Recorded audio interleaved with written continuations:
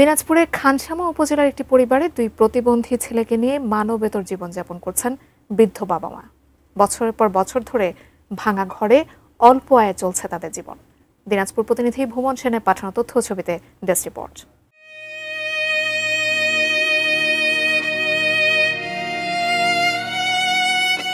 এ যেন এক করুণ বাস্তবতা। গোয়ালডিহি ইউনিয়নের হঠাৎ পাড়ার এই ঘরটিতে জীবন যেন থমকে আছে। শুয়ে থাকা দুই ভাই ৩৫ বছর বয়সী আনোয়ার হোসেন ও ৩২ বছর বয়সী আক্কাস আলীর শারীরিক ও মানসিক প্রতিবন্ধী। চলাফেরা তো দূরের কথা, বিছানায় যেন তাদের পৃথিবী। ৭৬ বছর বয়সী মোহাম্মদ আশরাফ আলী ও তার ৬০ বছর বয়সী স্ত্রী মোসাম্মদ আলেয়া বেগম সন্তানের সেবা করতে করতে এখন ক্লান্ত। ছোট্ট পরিসরে এই জরাজীর্ণ ঘরেই তাদের জীবন কাটছে অভাব আর অনটনে। ৩৫-৩৫ বছর বয়স, একটা ৩৫ বছর, একটা ২৭-২৮ বছর বয়স। এই দুইটা বাচ্চাকে আমি লালন পালন করি। এখানে করে আমি করি একাই, কেউ করে না। আমি দুইটা বাচ্চার খিদমত করি।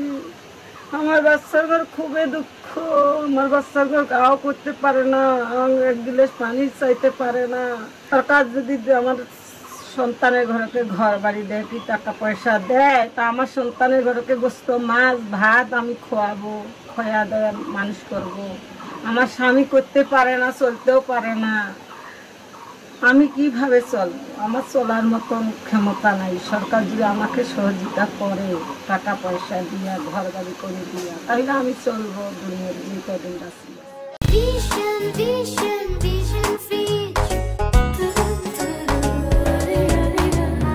বড় ছেলে আলাদা থাকেন, একজন মারা গেছেন। অবশিষ্ট এই দুই প্রতিবন্ধী সন্তান আর বৃদ্ধ স্বামীকে নিয়ে বেঁচে থাকার লড়াই চালিয়ে যাচ্ছেন মা আলেয়া। সমাজের কিছু মানুষের দানেই সামান্য উপার্জন হয়, কিন্তু তা প্রয়োজনের তুলনায় যৎসামান্য।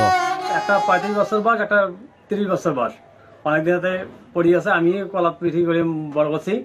তা ভাই হয় আর কি প্রতিবন্ধী ভাই হাতে কম, তা সরকারি প্রতিবন্ধী ভাতা পায়, তাছাড়া কোনো পায় না। আর মুখ সঙ্গ করে গিয়ে আমরা যতটুকু পাই অতটুক দেই, আর মাইসের থানা ৪ দিয়ে নিয়ে খোয়ায়।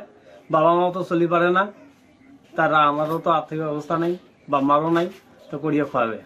এখন সরকার যদি অনুদান দেয় চলার মতন খুব ভালো হয়, ওইগুলো করি মিলে খেলে দিলে খুব ভালো হয়। তোমারও সহযোগিতা করিয়া দেন, কিছু যদি করে দেয়।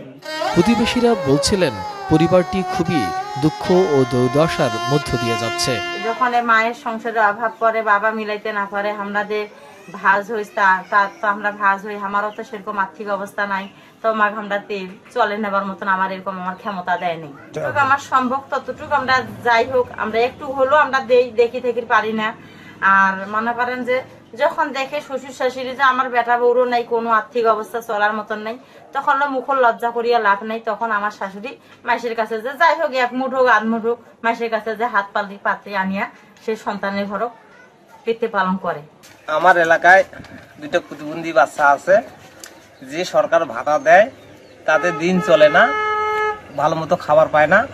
সরকার যদি আরো কিছু দেয় ভালো মতো চলাফেরা করতে পারবে, আর কিছু গায়ের পোশাক দিতে পারবে, ভালো মতো চলতে পারবে। প্রতিবন্ধীও হয়েছে সকল হাতে, হওয়া হাতে ওইরকম, ওই কোলার ধরি বেড়ে পারে না, ওই সতে থই এরকম ভাবে ছাওয়াগুলি আছে, কষ্টও আনা। শুধুমাত্র প্রতিবন্ধী ভাতা ছাড়া স্থানীয় প্রশাসনের পক্ষ থেকে কোনো ধরনের দীর্ঘমেয়াদী সহায়তা মেলেনি এখনো।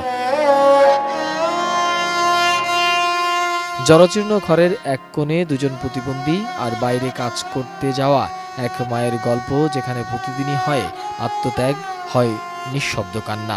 রাষ্ট্র, সমাজ ও আমাদের সকলের উচিত এই পরিবারের পাশে দাঁড়ানো। Desk report, ATN news.